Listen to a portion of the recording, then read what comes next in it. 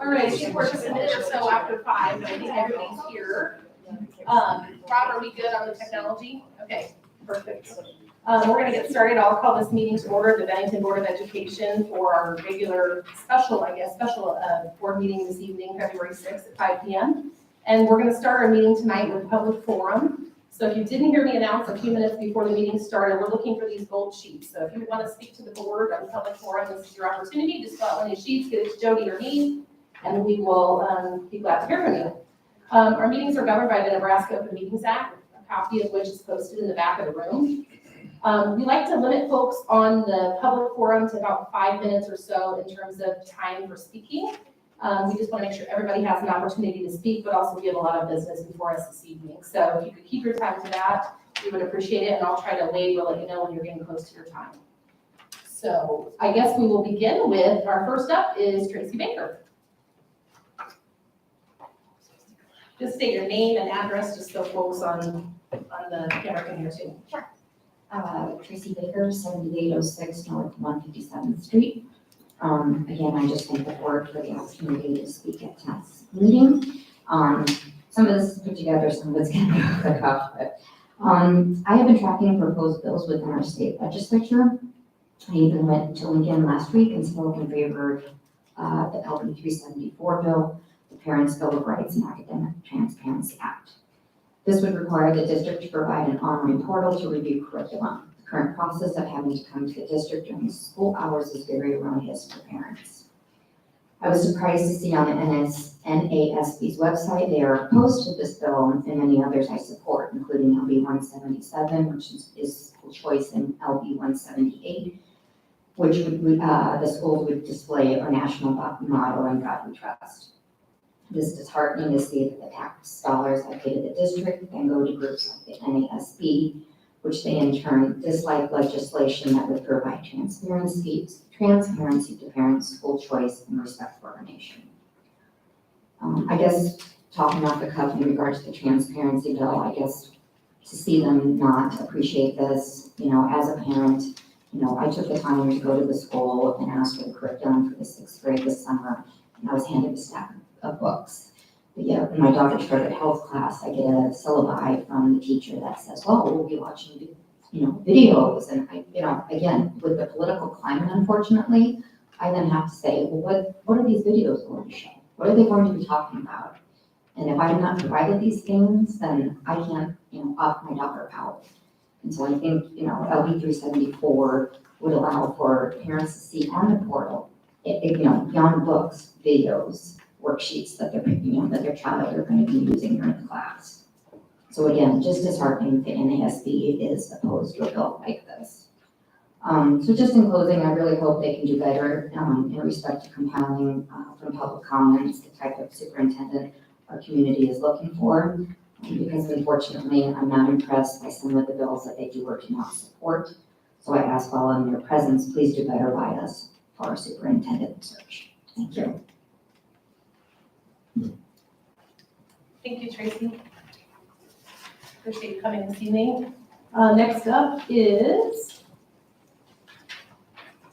Rich Carlson.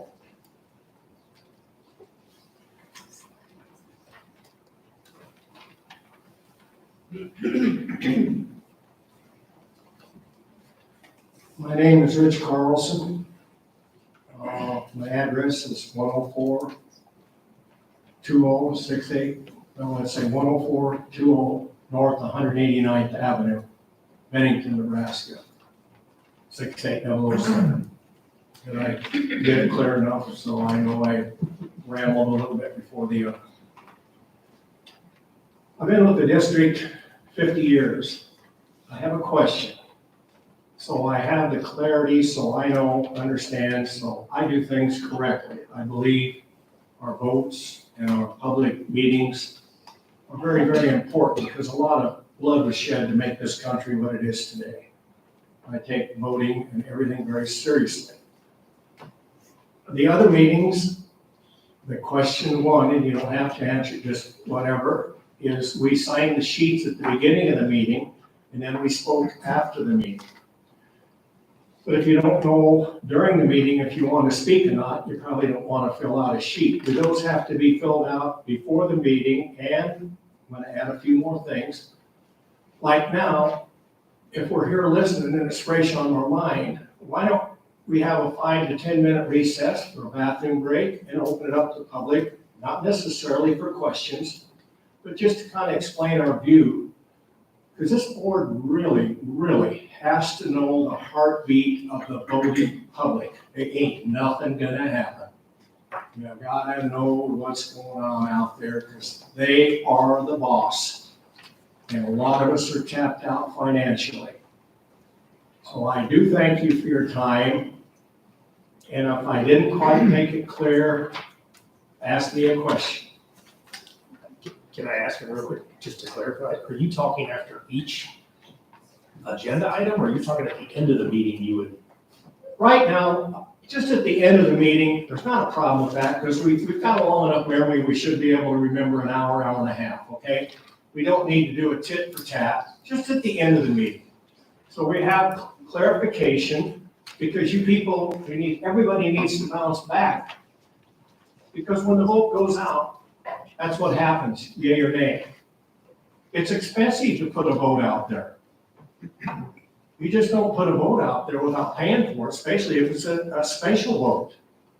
We're talking about hour to hour. So obviously, I am kind of conservative, you know. I pay 50 cents at the clothing store for a remnant, okay? I don't pay no $200 for a scarf. We just need to think conservative. And that's why after every meeting, we could fill out the sheet if we did want to just kind of express our opinion, so you know what the public is feeling. At least that's my opinion. And I thank you very much. You guys got a very, very important job. We have a lot of young children and we got a lot of young adults. And the greatest value this world has is the next generation. We better not mess it up. Thank you, Rich. Appreciate your feedback. We'll take that under consideration. Is there anybody else that came in a few minutes late that would like to talk? If you do, just fill out one of these orange sheets and come forward. Okay. All right, now I think we'd like to move to the next part of our agenda this evening, and this really is a working meeting, a work session of the board, and so there really isn't going to be any action being taken this evening. But I would like to welcome to the front Sherry Baker with the Nebraska Association of School Boards, and Sherry brought an associate with you.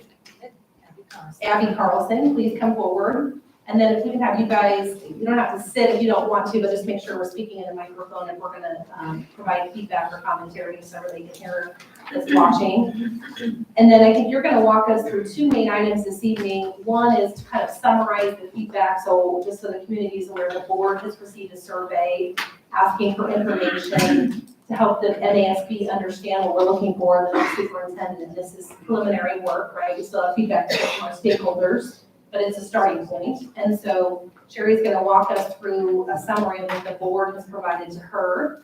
And then we're also gonna talk in depth about the timeline, and I know everybody's interested in when we're doing what. And it's new for all of us up here, so we're gonna make sure the dates work for the board members. So those are our two main topics of discussion for this evening. I'm gonna turn it over to you, Sherry, and then you can kind of tell us how it will be helpful to do the work session. All right, well, thank you so much. We do appreciate that you elected to work with NASB. We know that you have a choice, so we appreciate that. And it is great to see a room full of students and also patrons here tonight, because they do have a say in this as well, so we appreciate that. So we are going to talk about the timeline, and that is oftentimes the most time, I suppose it just takes up the most time of any work session, is trying to figure out how we want to lay things out so that it's beneficial for the applicants, beneficial for the district. So we are going to talk about that, and we are also going to, as Allison said, talk a little bit about the feedback we received from the board, and then also summarize that. We want to talk about a leadership profile to kind of help guide things.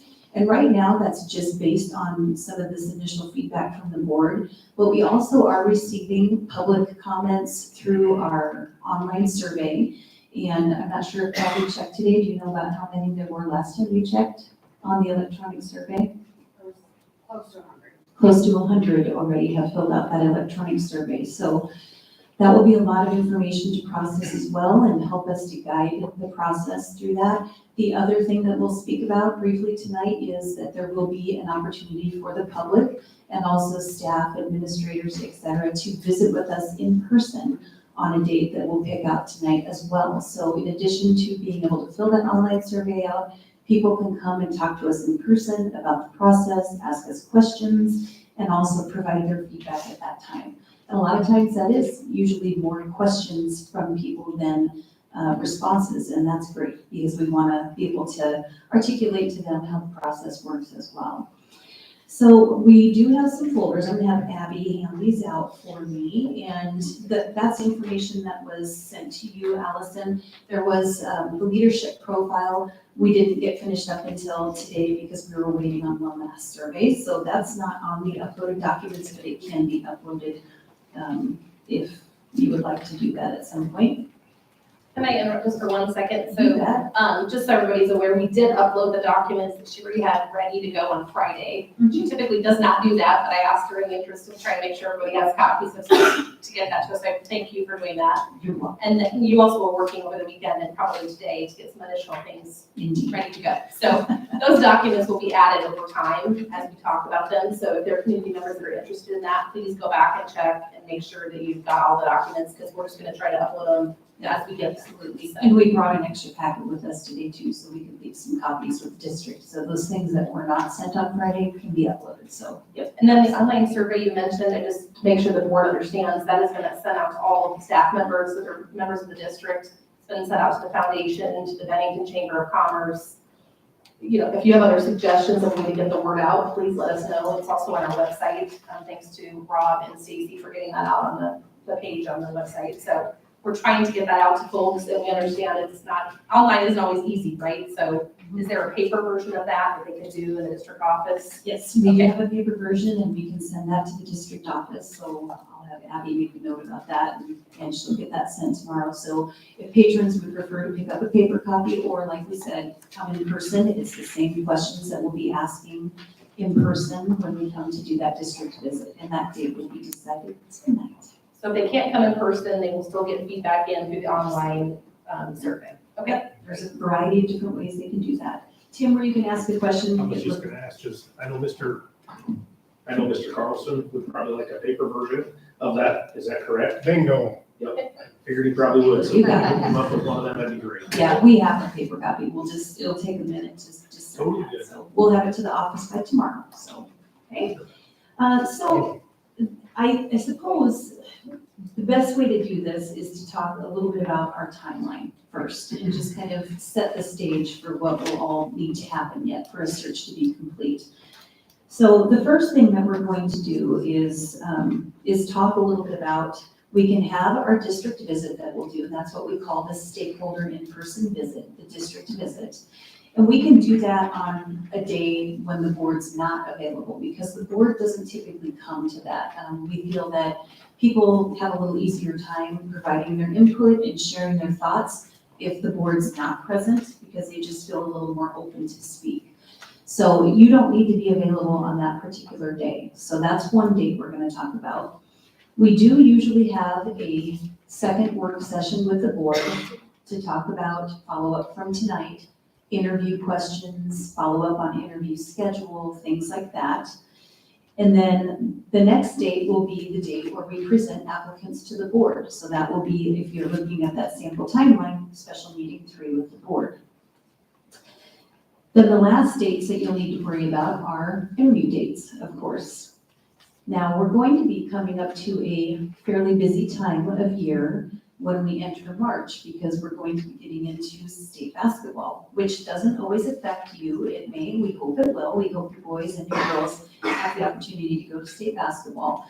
But if they don't, it'll be too late to shift things around. So we just need to plan around it, because we don't want to schedule things on those dates. First of all, for people that are on your board, in your community, on your staff that want to go to those games. But also you may be interviewing somebody who has a school that's in that. So we don't want to plan for those dates. So we're going to have to be skipping a lot of dates as you look at a calendar. So I don't know if you have calendars handy or in your minds, but we have some dates that we've sketched out, and I did take the liberty of talking to Allison on the phone just a little bit to get an idea of some dates that we would need to stay away from the school standpoint. I know there's almost a full week in there in February that you are on break as a school, so of course we can't do a district visit that week.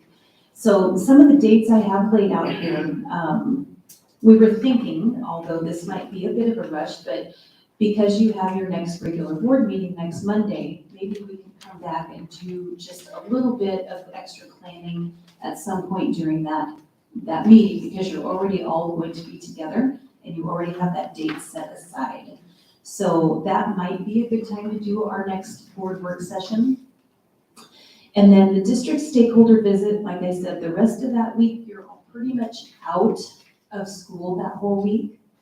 And then on Monday, the 20th, you're also out of school because of President's Day and the follow-up of that break. So Tuesday, February 21st was the next date available to be able to come and visit the district and do that, meet with the stakeholders. Like I said, the board doesn't need to be available that day.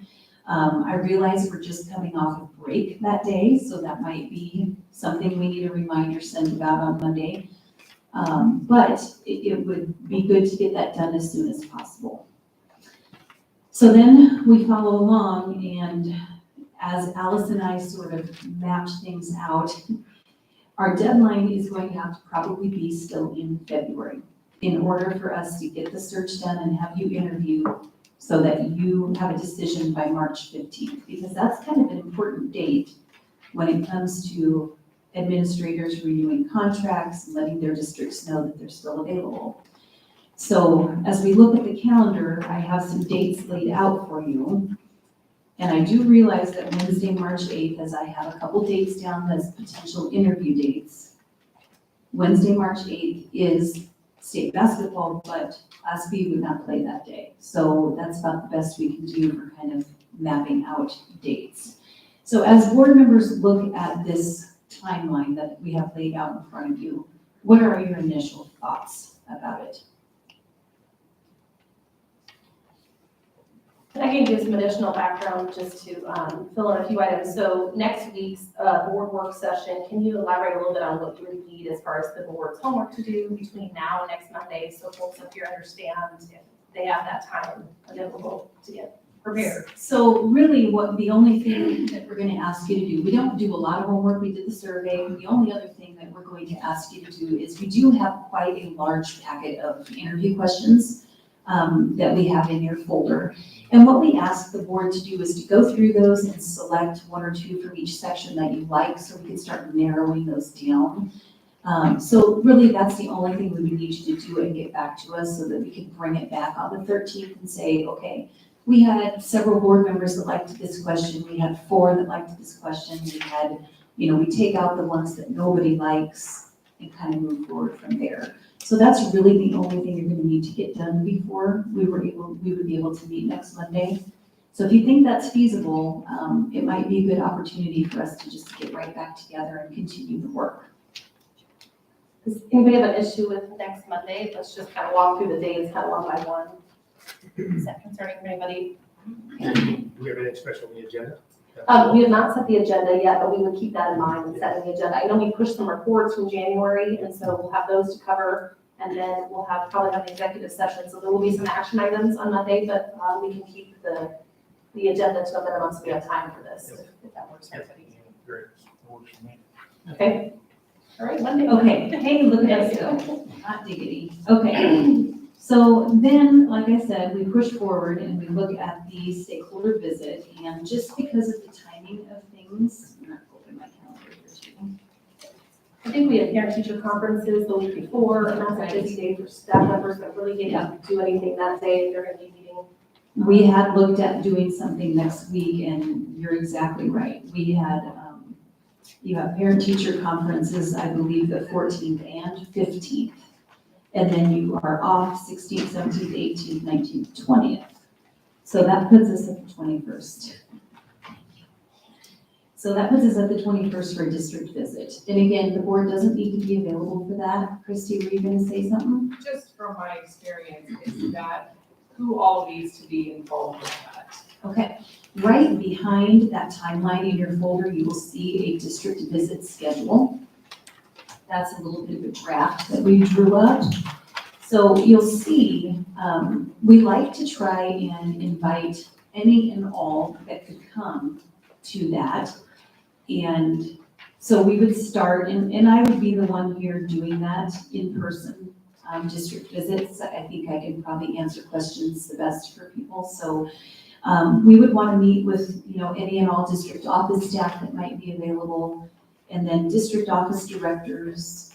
Classified staff is a really hard one to pin a time down for, because we have classified staff that are busy during the day, busy during lunch, busy after school, so we just kind of pick a time and try to make it work. Building administrators, and then certified staff for right after the school day from 4 to 5. And then, of course, parents, community members, anybody that would like to come. And we don't try and limit, pick, choose who can come. We want to make it available for any and all that would like to come. So we don't try and just say, could you pick a few certified staff out and invite them? We try and invite everybody. That doesn't mean we always have really big crowds, because of course, they have the ability to do the online survey, and that's just easier sometimes for people. So this is what we would kind of suggest for that. Does that answer your question? So I do, just from my experience in a building, coming off of conferences, having that time off and jumping into this the first day back does genuinely concern me. I think there needs to be a day where people get back in the building, get back in the rhythm, have time to know the meeting's coming, have time to mentally prepare for that. So I do have a concern about that being right after that. And we discussed the 22nd. That would be a great option because it's a Wednesday, but it's Ash Wednesday. Right. And I try not to schedule things on Ash Wednesday. I just feel like we're asking for it. So, So is that 23rd too late is what you're, well, again, sometimes it's easier to walk backwards through these timelines, but we're gonna have our deadline yet in February. And so it is getting to be later. We can certainly do it that way and put it the 23rd, but your deadline for applications is going to be probably around that same time. So let's set this aside for a minute. Let's set it on a shelf and let's go to the back end. Because like I said, sometimes it's easier to go to the back end of things. So let's look at the interview dates that we kind of penciled out. And I can't remember, I think the reason we skipped March 7th is because there is basketball. that Oh, winter sports banquet. Oh, winter sports banquet, that's what it was. And we were afraid maybe some board members would want to go to that. So we skipped over the 7th and we have it right now for the 6th and 8th. And like I said, if the girls do make it to state, the boys do make it to state basketball, they would not play the 8th because Class B doesn't play till the 9th. So we tried to look at that. Now, I don't think that would affect your interview candidates, but if it does, those folks could always interview on Monday instead if they had a conflict because of state basketball, and then people who didn't have a conflict could interview on the 8th. So we're looking at the 6th and the 8th, because if we move forward to that following week, you have your regular board meeting on the 13th. And that would be really hard to reschedule and let the public know that you're not doing it on your normal night. So we just start thinking we gotta look the week before that. So the 6th and the 8th would be interview dates. We would need to come and meet with the board before that, so you could decide who you want to interview. So that would have to be the week before, possibly on the 1st, again, to avoid state basketball the 2nd and 3rd, which means our deadline is going to have to be like the 24th. 23rd, 24th, right in there.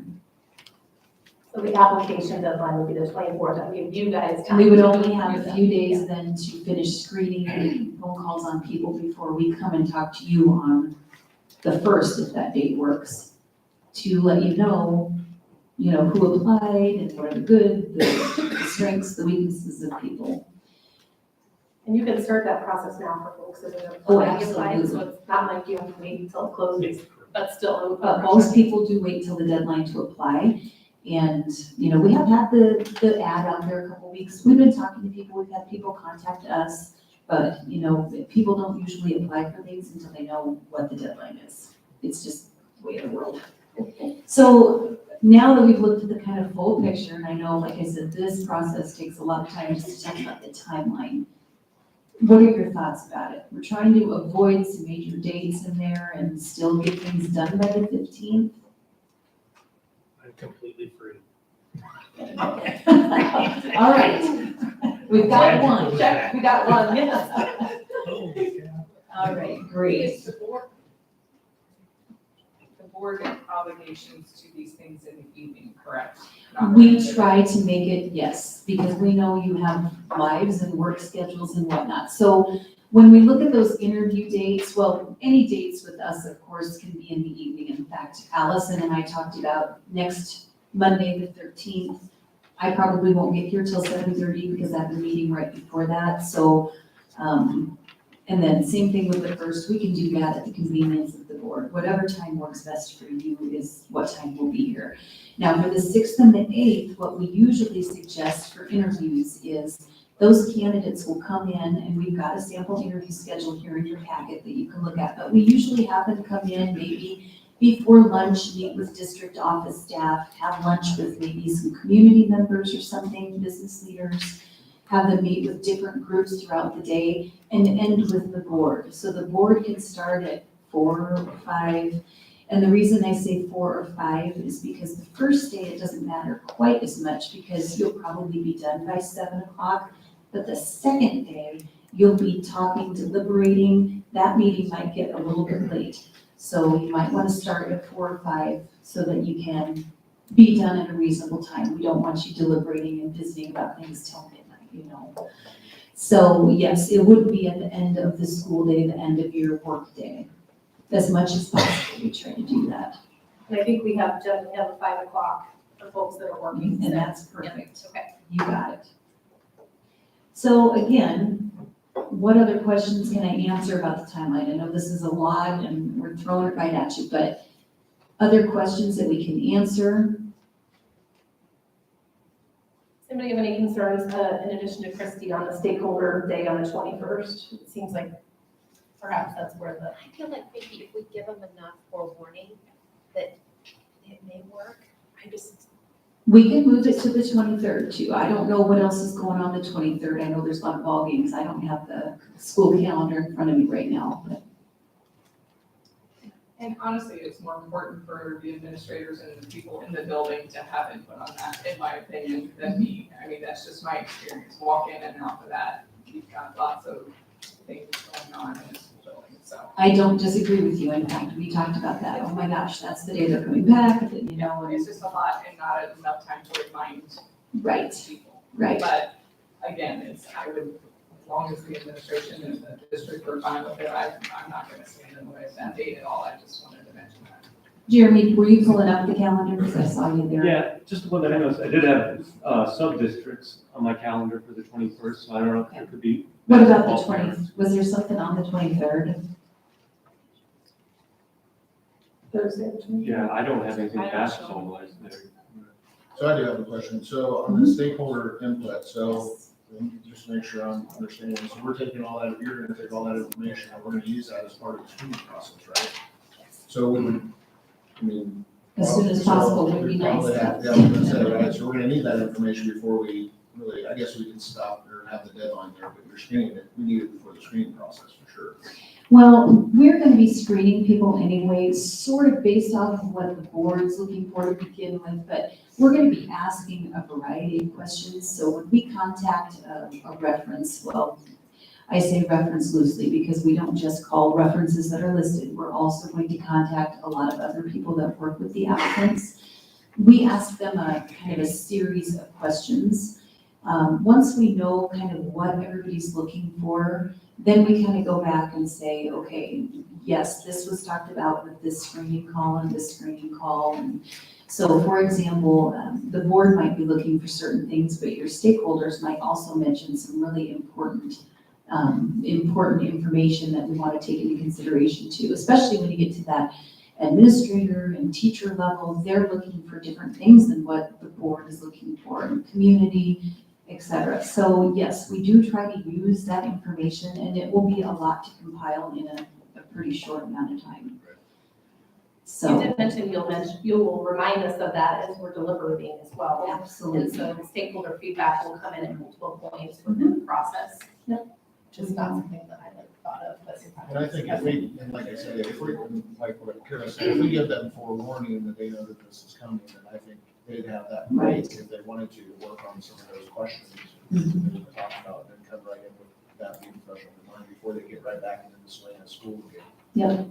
And my preference honestly would be to do it next week, but it's just because of the fact that school's out and we have parent-teacher conference, so it's that, you know, scheduling it on parent-teacher conference day is also problematic, and probably more problematic than doing it the 21st. So I just think we need to get the word out, and a reminder can be sent. You know, I don't know if you have staff here on the 20th, or if it's everybody's out. Okay. Everybody's out. So I just think it's something we're just gonna have to remind people about, and know that we've had the electronic survey out there as well.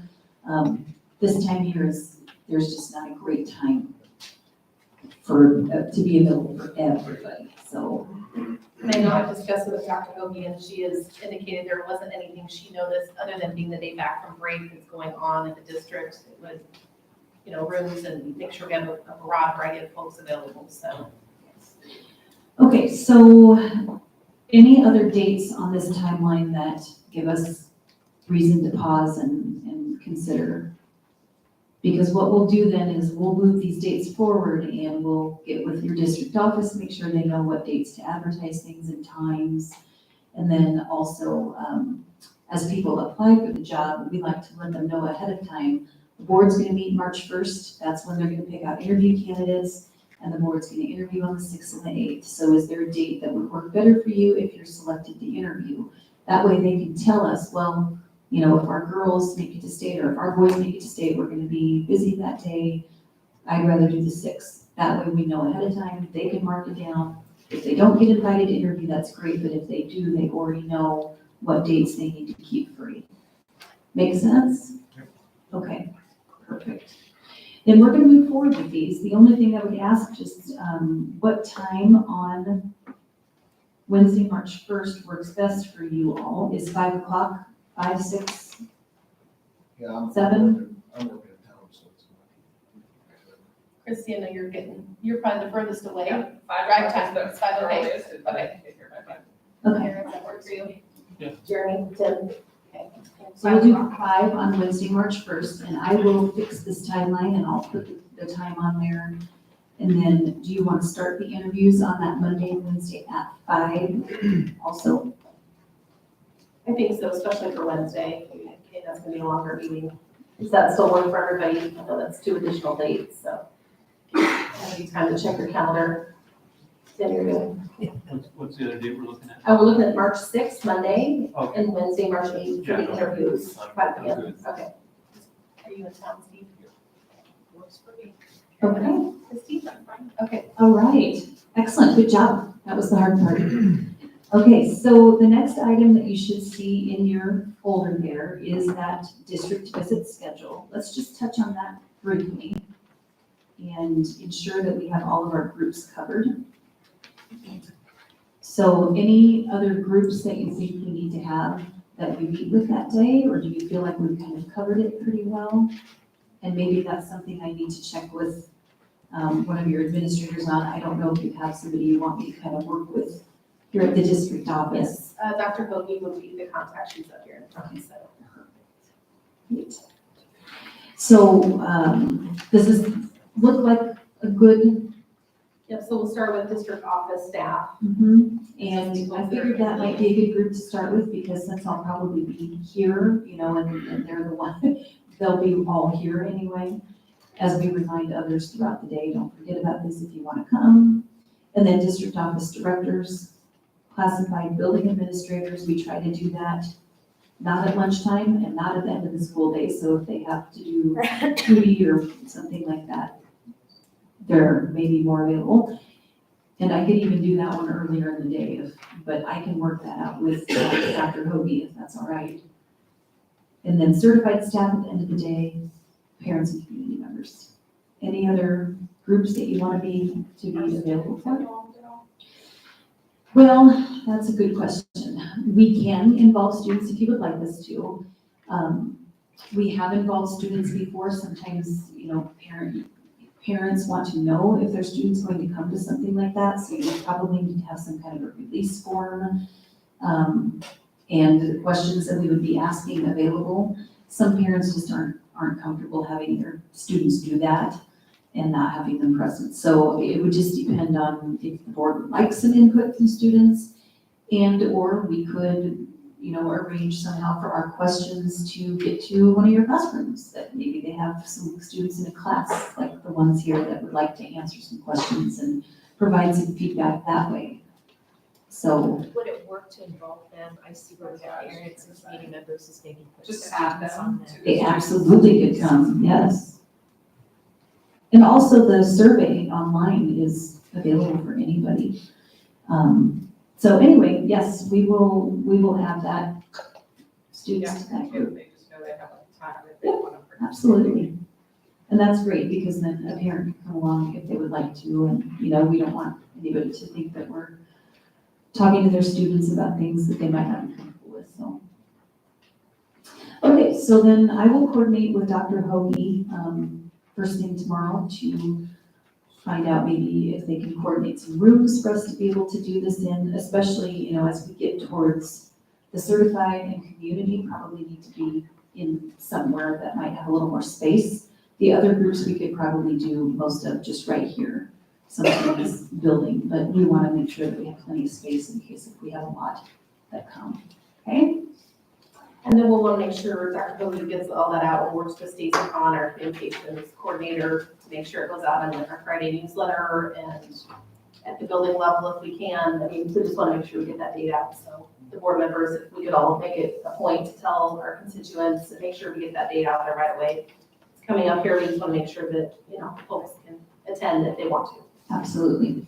So I will coordinate that then tomorrow, and I do have some language that we can use for that, and I can share that with you too, Alice, and you can see if you want to tweak it at all to just get the word out and let people know what it's about.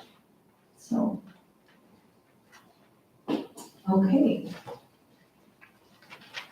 Next, we are going to talk about those surveys that the board submitted and that leadership profile.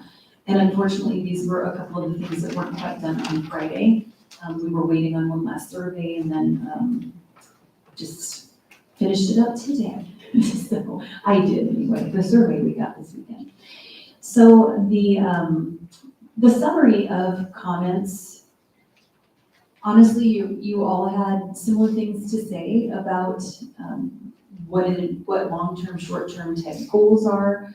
So just to kind of hit on a few of them, long-term goals, continuing high academic achievement, growing curricular offerings to meet the needs of all students, continuing to secure partnerships with outside agencies, institutions of higher education, businesses, providing services and opportunities for students and families.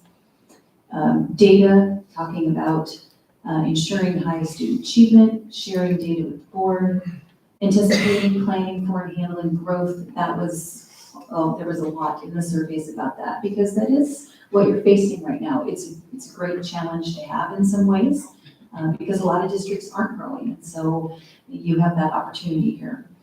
Developing and maintaining a land and facility needs plan, reducing the district's debt was brought up multiple times by board members, adding extracurricular offerings and necessary venues to support that, and then just preserving the unique culture of care at Bennington High School or Bennington Public Schools in the community. And you do have still that small town feel, but growing exponentially. So lots of things to consider as you think about that.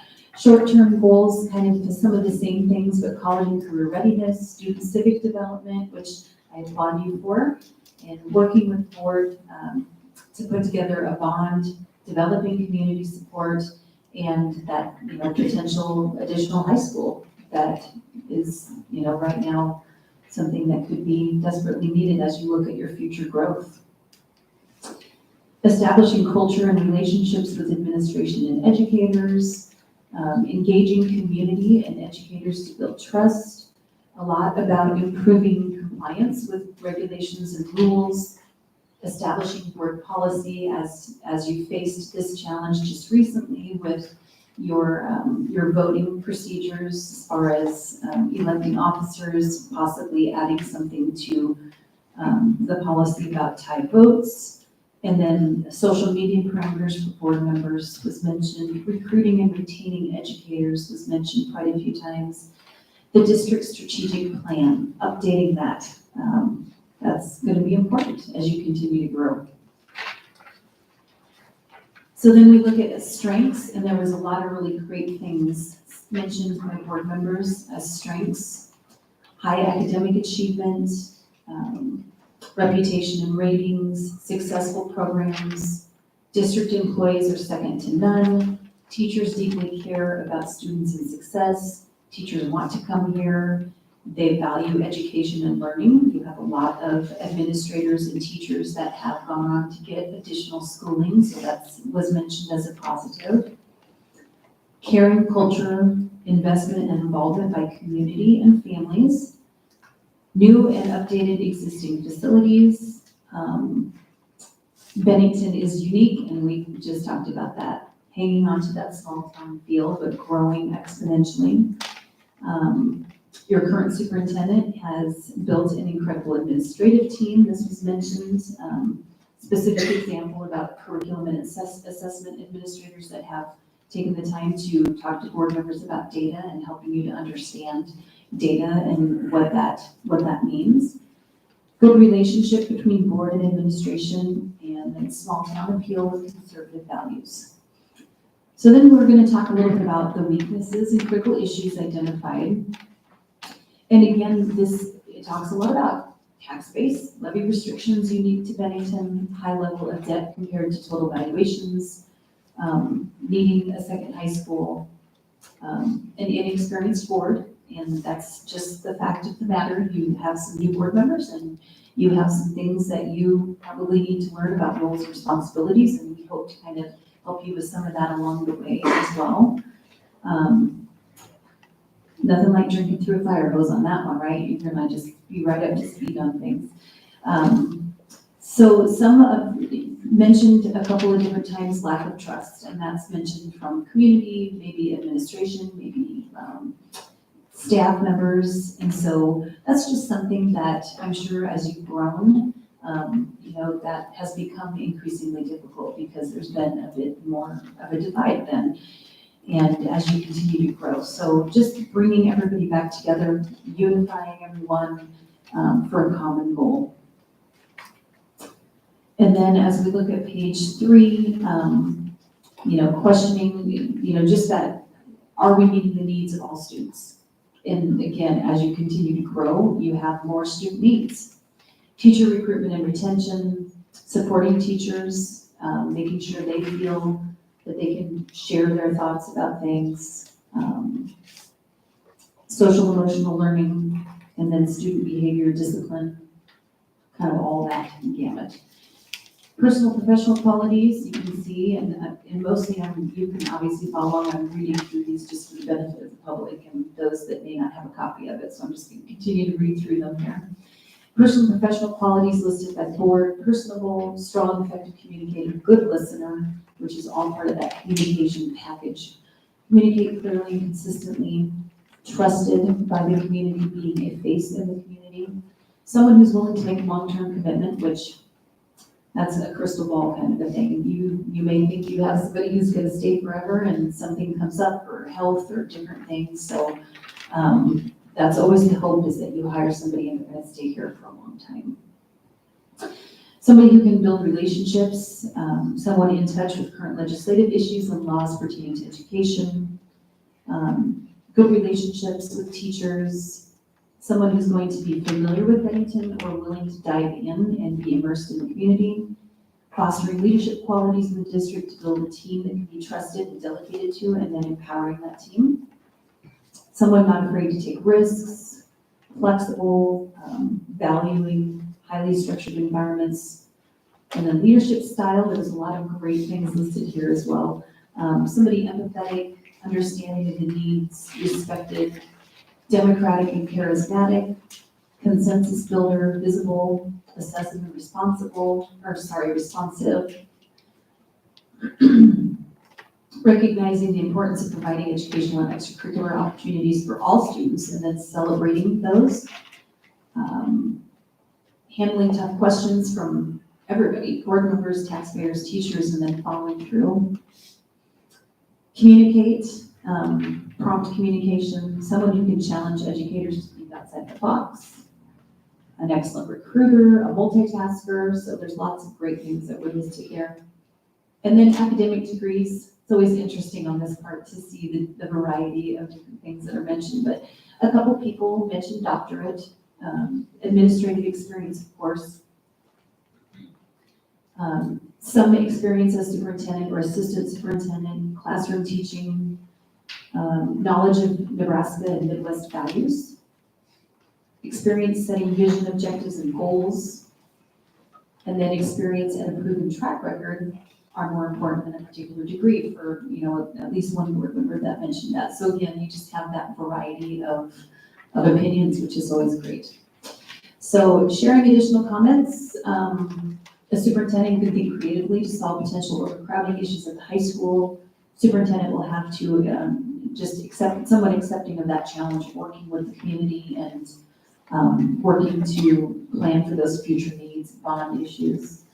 And then the last comment, hoping to find a superintendent that the district deserves, the teaching staff are fortunate to have, and community support that Bennington has always had. So that took a little longer than I planned on, but I want to make sure, like I said, the public can hear that as well. So you guys did a good job. We appreciate you getting us that feedback. It's really important for us to start building a profile of what you're looking for. So that's the next thing that you'll see as you probably have already read this, I'm assuming, while I've been talking to, which this is, again, based right now off of board feedback. It's something that can change as we, move forward with things, continue to get feedback from stakeholders. But the purpose of the leadership profile is to try and always help remind you what it is that you're looking for, what you want this person to do. So when we look at interview questions, we want to ask interview questions that would be related back to your leadership profile. You're going to have other groups involved in the interview process, most likely, that are going to ask questions that would be more related to their areas. So we want to look at things that the board is prioritizing for interview questions. Also, when we look at comparing candidates, let's say you have a couple that are really close and you're, kind of stuck with how do we get through, pushing through to figure out who the best person is. We're going to look back at all that feedback from your stakeholders, your teachers, your administrators, your district office personnel, and your board comments and say, okay, who meets the best with this? And then again, when we come back in the fall and do a leadership retreat with your board and your new superintendent, we're going to pull this back out again. We're going to look at it and say, this is what you wanted this person to do. So how do we get there? Let's give guidance to our superintendent on what our expectations are. So now to look at this leadership profile, there are some key areas that we pulled out. And this is not meant to be, NASB says this. This is information we pulled from your surveys. You are the creators of this. In essence, we want you to edit, wordsmith, tell us what you like and don't like about it. And you could even think about it, and we can talk about and follow up on this particular document next week if you would like to do that, if you want more time to absorb it. So we're just going to kind of go through it again for the benefit of the public that's here too. We'll kind of just read through the bullets, but we just took pieces and parts of people's comments and merged them together. Some of them are directly from the surveys, but budget and facilities is obviously a key area here. And so these are all kind of related to budget and facilities management. So engaging patrons in finance discussions and work with stakeholders to provide them an understanding of school funding. Develop and maintain a facilities plan to include immediate and future needs to anticipate and handle growth. Utilize school finance and fiscal knowledge to develop plans for managing debt and providing debt relief to patrons. Work with the board and CFO to develop community support for and pass a bond to build a new high school. And I mean, we could have put CFO on all of those bullets really, because you do have that person here that does a lot of that work. District climate communications, developing trust with board members and providing leadership to support informed decision-making and effective board governance. I think that's going to be really important with this board because you are new and you do have questions, at least some of you are new. And then reviewing and updating board policy to address current issues and ensure compliance with all related school law. Preserve the unique Bennington culture of excellence and community in a district with explosive growth, which I thought was a good word, so I used it there. Be an active listener who communicates clearly, consistently, and effectively to all stakeholders in a timely manner and follows through to ensure resolution. Celebrate student success and communicate progress to community, staff, and students through the media, public meetings, and written communications. Community leadership. I'm going to forge through and then we'll come back here. Community leadership. Utilize previous planning experience to engage all stakeholders, update the district's strategic plan, set the vision, objectives, and goals for the district. Be visible in the schools and a leader in the community in an effort to build relationships, gain trust, and move the district forward in a positive manner. Continue to partner with the city, outside agencies, higher education, and businesses to provide services and opportunities for students and families. Then we look at student learning and achievement leadership. Grow curriculum to prepare students for college career and provide offerings to meet the needs of all students. Ensure continued high student learning and achievement for all students supported by data that is shared with the board. Be proactive in recruiting, hiring, retaining, and developing staff to build a collaborative learning environment with high standards for all students and staff. I mean, that's like hardly anything, right?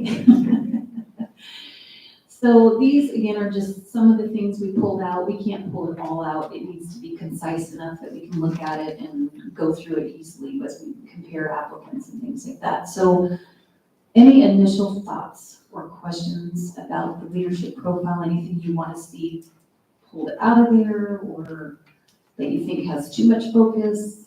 And you may all have a different opinion on that, so feel free to share.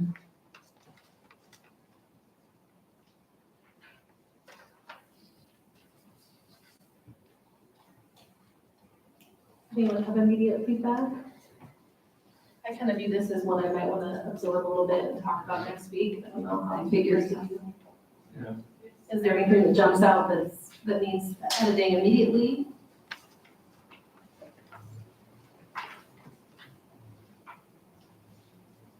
I didn't see anything in paper yet. If we can look it over and have some feedback there. I think that's great, yeah. This could be something we follow up with next week since we'll be coming back right away. So just kind of take some time to absorb it and understand its use and what we'll need it for. And we have the unique perspective too, we're gonna be doing the superintendent and then several other administrative staff members. And so I just want the board to keep that in mind, that we're gonna be filling the whole team here, really. And so even if the skill set isn't necessarily for the superintendent, we have to have somebody that covers this. Yes, you do. Yes, you do. And so, yes, we can certainly, like I said, we can take some things off. You can take some time to look back through the summary of comments too, and just think about what you wrote on your survey and see if it's covered in here somewhere. We do tend to make it a little more broad, just so that, again, when you come back and do that retreat with your new superintendent, you might look at the first bullet there, engage patrons in finance discussions and work with stakeholders. You know, you will all have some ideas as we do a board retreat about how you'd like your superintendent to go about doing that, or your CFO, together as a team. So that will be where we fill in those blanks and make it more specific. So, okay. We're gonna move on then. The next document you're going to see there is, I believe, a mock interview schedule. Is that what you have next? Okay. So this is just some ideas that we threw together about what your superintendent interview process might look like.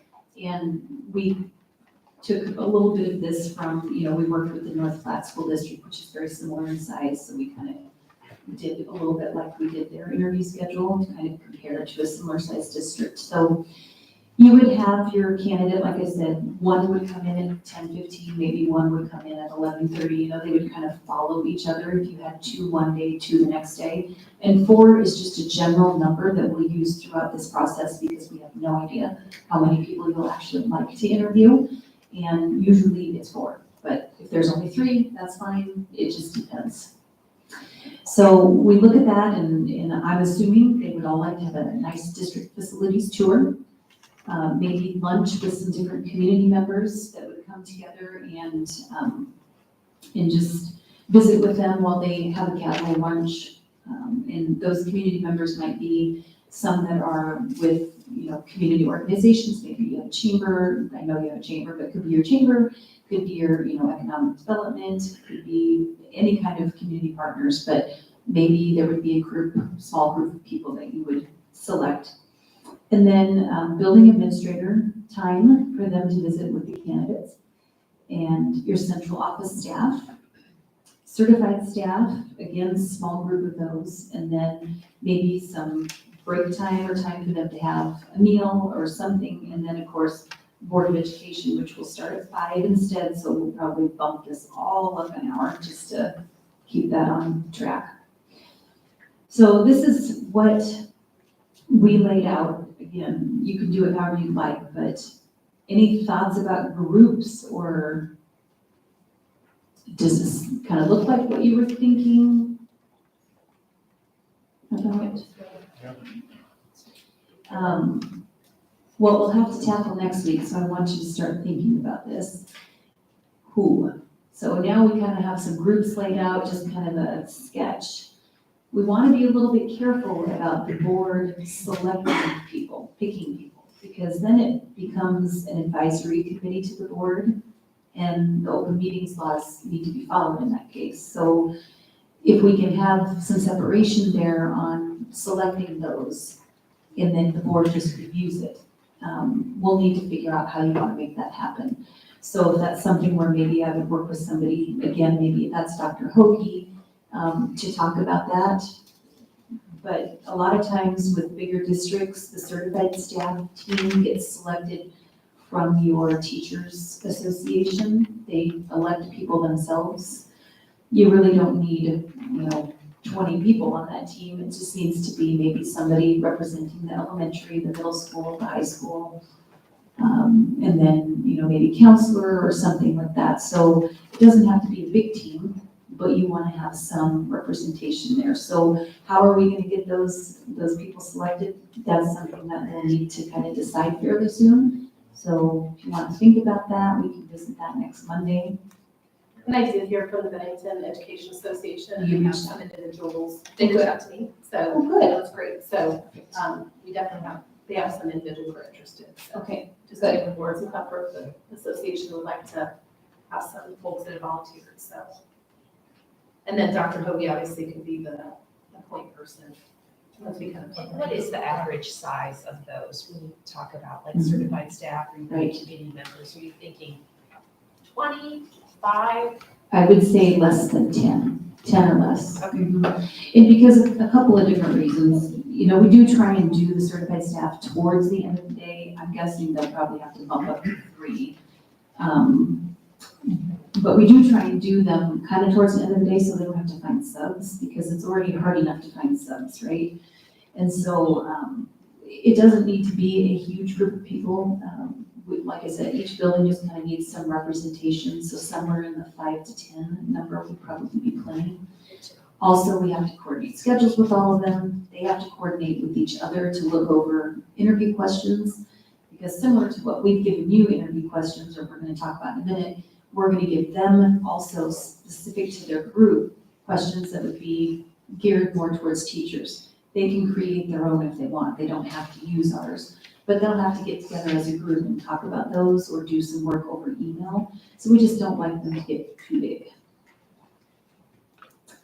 And then same thing, building administrators, you have a lot of building administrators, so you know, we'll have to do some sort of a cross-section or something to figure out who would all be involved at that level.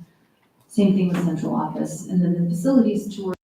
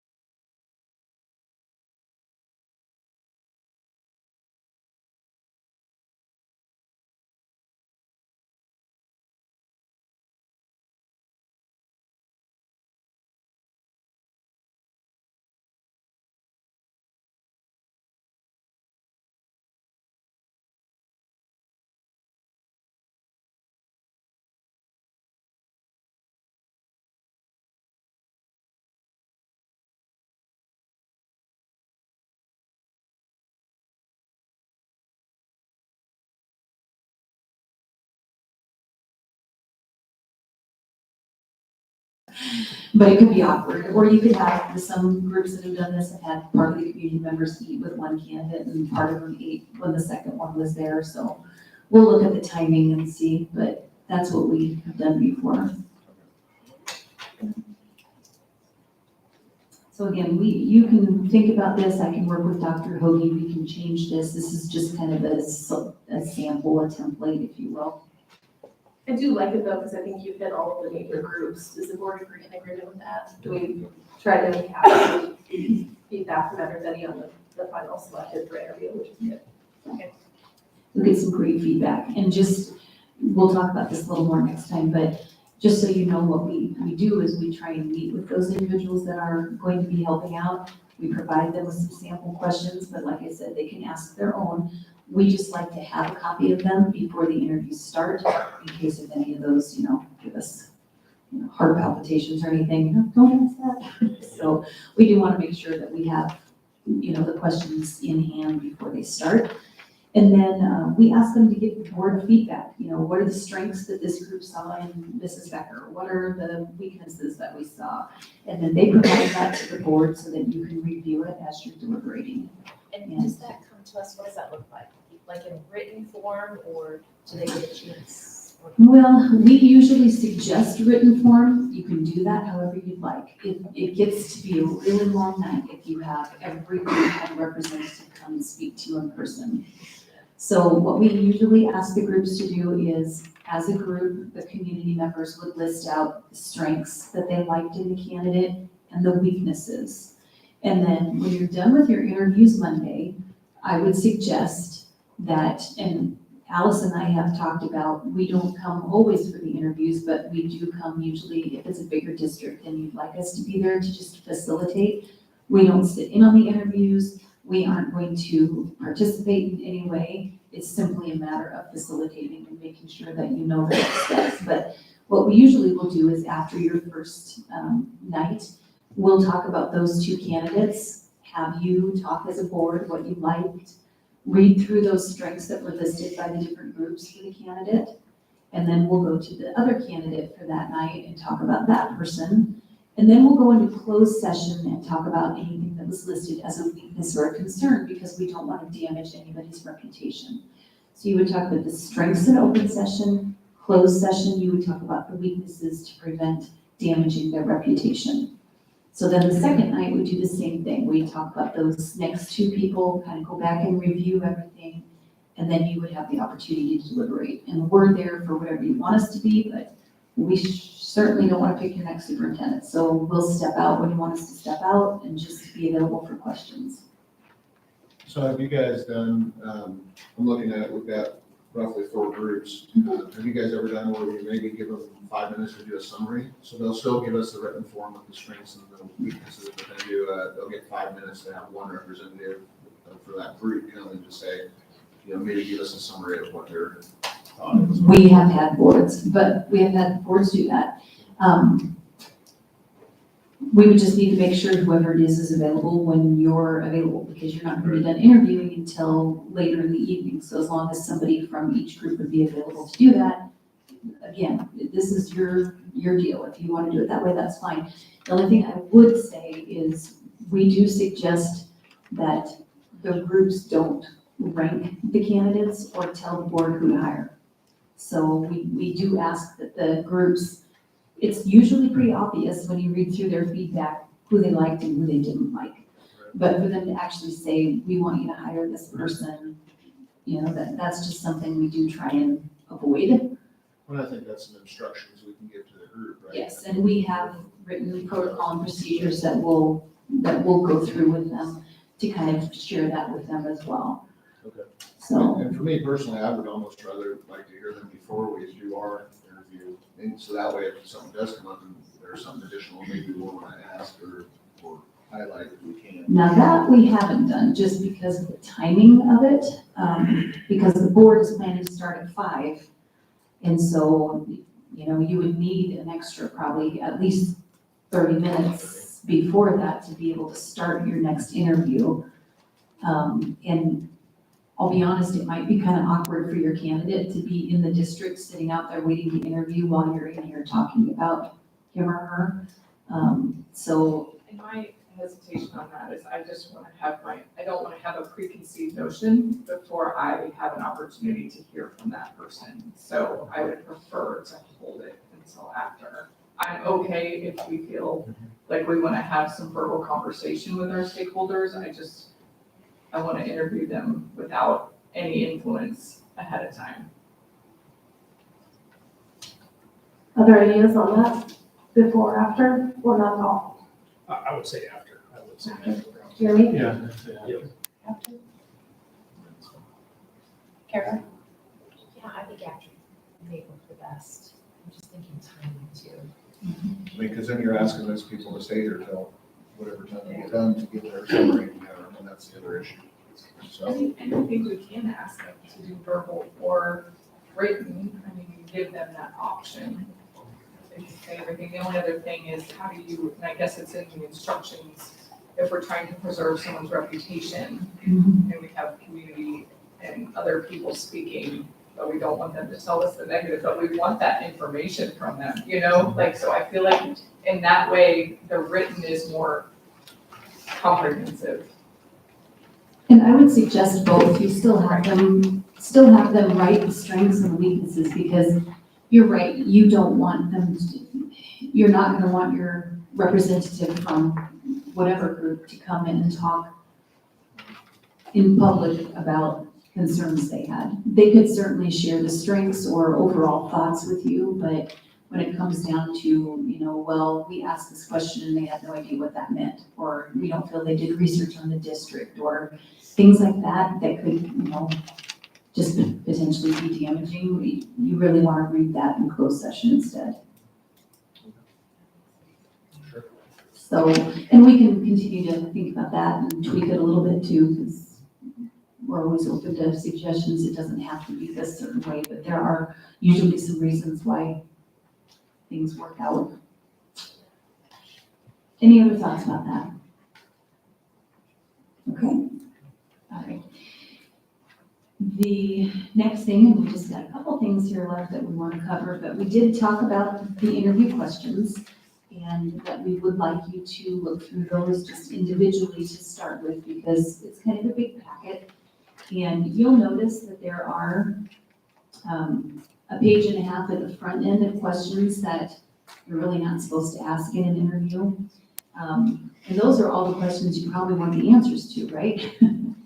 But a lot of times when you start out an interview with, tell us about yourself, they're going to answer questions about their family. Are they married? Do they have children? Where are they from? That kind of thing. So that's a question that we typically will have a board start with, is tell us a little bit about yourself and why you're interested in joining the team here at Bennington and being the superintendent.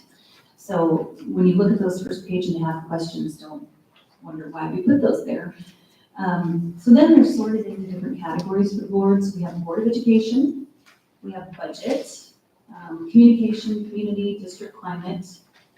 There's some general questions, labor relations, leadership, policy, school law, student achievement, vision planning. And then the last category, presentation, I'll talk about in just a minute. So what we ask you to do is go through the questions, and if it's okay, I'll send an email out that just has a template on there and instructions on how you can get your responses back to us. So if you would like to, we'll just send that out tomorrow. Just don't reply all, just reply to me or Abby. Abby's the one who'll be putting these together. So each section you'll want to look through and pick one or two questions that you individually like. And then, like I said, Abby will compile those and put a number behind them of how many people liked that question. Now, maybe you don't like any of our questions, or you want to combine questions, or you want to create your own questions. That's perfectly fine. Just somewhere in the email response to me or Abby, just put that in there. No problem. What's the number of questions that you're kind of looking for? Well, at the end of this, the total number of questions, if you think about, you're probably going to have an hour and 15 minutes or so with the candidate, probably 20 questions. And they won't be at the end sorted into categories like this. This just kind of helps us get things going. At the end, you want to look back at your leadership profile and kind of what you've had input with and your stakeholders. And we're going to want to make sure that your questions go back to that and are asking questions about that. Obviously, just taking budget, for example, you're going to want to have somebody who maybe has done a facilities plan before or would be able to put one together. So you might have questions that's going to be related to that. So then we'll go through and, like I said, we'll pare this down and bring it back so that we can continue kind of to finesse it and work on it together. The last section I mentioned, that presentation section, some boards have done this. Other boards prefer to just ask all traditional questions. But you could have some kind of a topic that you maybe have them prepare a little bit of a presentation on to see how it is that they present information to public, how they put things together. You don't have to do this. We do ask them to do it in 5 minutes or less if you do a presentation, but not everybody follows that. So you may have somebody that goes 10 minutes, 15 minutes, and then it's eating into your question time. But it also gives you a good idea of whether or not they can be efficient and follow directions. So, and communicate is right. And can they spell, and can they, now that you already know, because we'll tell you when we look at their application. So that's just a thought that you could do something like that. How will you transition into the district? How will you, what, in your research, what have you found to be our biggest challenge? And so if you'd like to do something like that, again, just indicate that in the email. There's a spot for that on the template to mark if you like one of these, or if you can create your own. Some districts like to talk about what the mission of their district is. How will your strengths align with this? What will you bring to the table that will help us further our mission? So whatever kind of question you'd like, if that's something that you think you might want to do. All right. The last thing that we're going to talk about very quickly is compensation. And right now, what we provided you there is just a list of what you're paying right now. I think you have in your folder. That's just what you're paying right now. And the reason that we start kind of thinking about this now is because in a month from now, you could be offering somebody a position and you're going to need to know what you're going to pay. And again, we don't have anything to do with the negotiations, the contract. We will look at your contract if you would like us to, just to make sure that there's nothing in there that, anymore, they're very similar, contracts are. But we can take a peek at it if you want us to, but typically you're gonna ask your school attorney for that, and then the pay is what you wanna pay. You're the ones responsible to your stakeholders, not us. So we just give you information and you can use that however you would like. So I will say, first of all, I don't know when the last time you had your school attorney look at the language in your contract. It might be a good idea to contact, I don't know, who's your school attorney? We use Derek Aldridge at the Ferry Law Firm. Okay, perfect. So if you were to contact Derek, he would probably have a template of a superintendent contract that you could look at to start kind of thinking about, is there any language you want updated on that, or do you all like the language? As far as, vacation time, sick leave, that kind of stuff's all pretty typical in a contract. There's not a lot of variation in that, really. 15 to 20 vacation days. Most districts use kind of a bucket system where you give them a certain amount of vacation days. If they use 5 days, you put 5 back in to start the next contract year. Because I'm sure you probably know you have to pay vacation days out at the end of the contract. So boards don't let those accrue anymore like they used to. Some lessons were learned along the way on that, and so we try and keep those at a minimum to pay out at the end. So there will be some things, some districts have a residency clause, other districts don't have a residency clause, but they still expect their superintendent to live in the district. That's certainly the expectation for any superintendent. They must live in the district. So I don't think there's any way around that. They are one of the higher paid people in your district, and they need to support your community, buy their groceries here and buy a home here and pay taxes just like everybody else. So, but residency clause is something that some districts have in there, some they do not, just because it's kind of implied anyway. So I would suggest that you might just touch base with Derek and make sure that you have the most current language in your contract. And then the other thing that I'll share with you, you can look up superintendent contracts online because they're all, the Truth Transparency Act, they're all available. So you can look up any contract you would like if there's a district that you want to kind of compare to. But we do have a salary survey that we do, and we do some different array numbers. So just to give you some examples of other districts and what they're paying right now. So, Carrie, yeah. Give us a little bit of background on what an array is and why we look at that. Bet. I think that might be helpful to give context. Yeah, absolutely, thank you. So, for example, when you're looking to negotiate teacher contracts, you look at a variety of school districts that might be similar in size, And then you take those salaries and that's your array that you're gonna look at so that you can just make sure that you're paying in the range that is competitive so that you can keep teachers here and attract teachers. So when we look at superintendent salaries, we do something similar to that. So we look at 3 different arrays. We look at the school districts that you would use for your teacher arrays. We look at those superintendent salaries. So you have 9 different school districts that you compare against when you're looking at teacher salaries. So those would be like Waverly, Norris, Blair, et cetera. You're probably familiar with those, I would say. And so as we look at those with their superintendent salaries and kind of average that out, those superintendents, the average is about 219,000, roughly. And do you factor in years of experience? Not for that, no, we don't.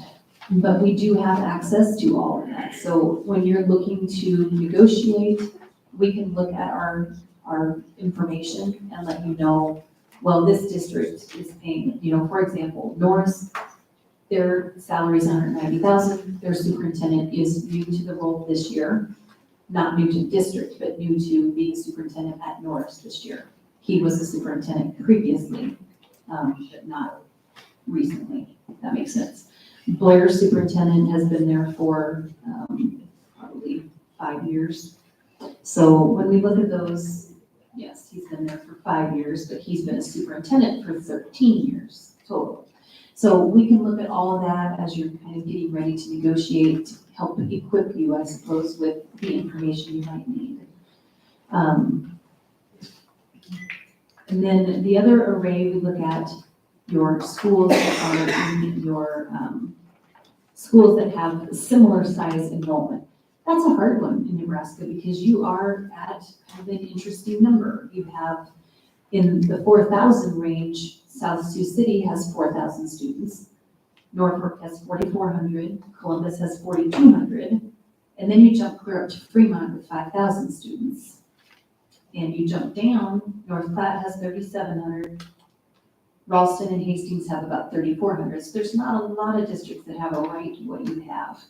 So that's just a conversation that you have as you look at that. But the enrollment array, as we looked at those 7 districts, was closer to 232.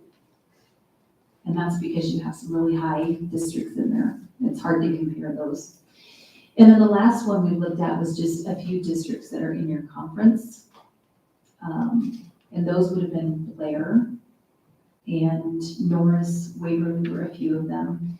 And that was also a little bit high, 225. But again, you have some in there that have enrollment that are a lot bigger than yours.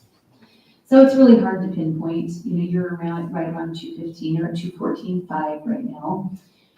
So a couple of other things I would just say about compensation. When you get the applications for these individuals, when we look at those, we do ask them what their salary is. So if they're not a current superintendent, we're still going to know what they're making so that you can negotiate the salary that is appropriate for where they're at right now. And then they definitely do look at your array numbers. So they will, candidates, because it's all public anymore with the Transparency Act, they look and see what other districts this size are making. They look at what you're paying now, and that might not always be fair, but don't get mad at me, I'm just the messenger, but that's just what they look at. So you want to be prepared as you look to negotiate to actually be able to negotiate and say, this is what we're offering. They may come back and say, I was hoping for this, or I thought it would be this. You have to be able to negotiate for that position. So.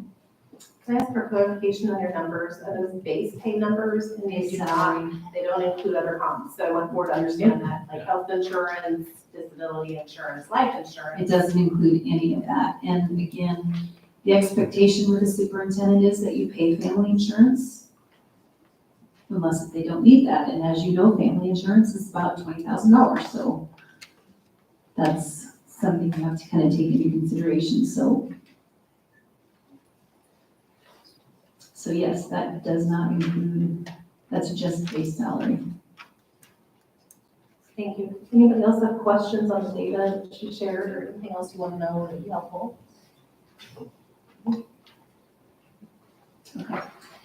So, as we wrap things up, that was kind of what we were hoping to cover. You know, we're starting to do some recruiting and visiting with people about the position, and it is starting to get to that time of year where people are having to let their school districts know whether or not they're going to be back. And so I will know a little bit more next week when we meet, now that we have a deadline set, as to whether or not we're gonna have some of those people that, you know, are gonna be able to jump in now or may not be available because of they're already getting back to their district. So obviously application numbers aren't as high as they used to be in Nebraska. I sure think that you would get a good number of quality applicants. So we're gonna move forward with things, and like I said, I might have a little more information next Monday as I continue to visit with people that have expressed interest and know whether or not they're gonna be able to submit their materials or if they're already locked in where they're currently at. Any questions before we wrap things up? Abby, did I hear you? You don't think so?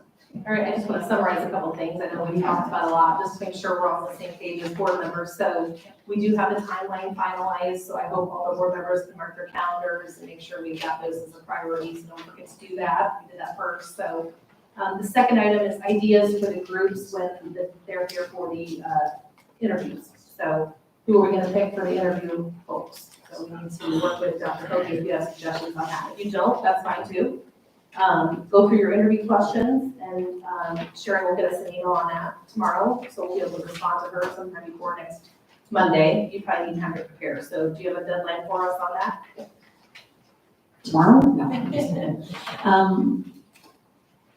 If you could get it to us by the end of this week, that'd be great, but I know Abby and I both work on the weekends, and if we need to send a gentle reminder out on like Thursday to try and get it to us, and it is even something that Abby can probably finish up Monday morning if she had to. It's not too time consuming on our end, so, you know, just, I understand you're busy too, and you've got lives outside of school, so get it done as soon as you can, and if I need to send a reminder out, I will. Okay. And I'll, And then the other item I have is to get the superintendent contract template. do that, yeah. That's on my, I'll take it. So. And so I'm gonna, tomorrow, I'll update that timeline with the times, and then we'll get that emailed out along with the interview question template so that you can get going on that. But if you have time tonight, when you get home, since we're done so early, and you wanna go through the question packet we gave you and circle them, then all you have to do is fill the template out, you can do that, that would be great. And then I will communicate with Dr. Hoagie tomorrow and maybe just introduce myself here at the end of this meeting. But talk tomorrow about the district visit, getting the language put together for that, and making sure people are aware of it, and also starting to talk a little bit about that interview schedule as well. And then also, if you all could just think about that profile that we gave you, also for next week, to make sure that if you have anything you'd like to add, change, whatever, that you can let us know next Monday, or you can send me an email too about it. Okay? Does any board member have a question for Sherry? That was great. Thank you. Okay, great. All right, I think we'll adjourn our meeting. I've got 6:27 adjourned. Do you need a motion to adjourn? So, That's right. Yeah. A second? Second. All right. Meeting's adjourned. You want to call? Christine? Yes. Yes.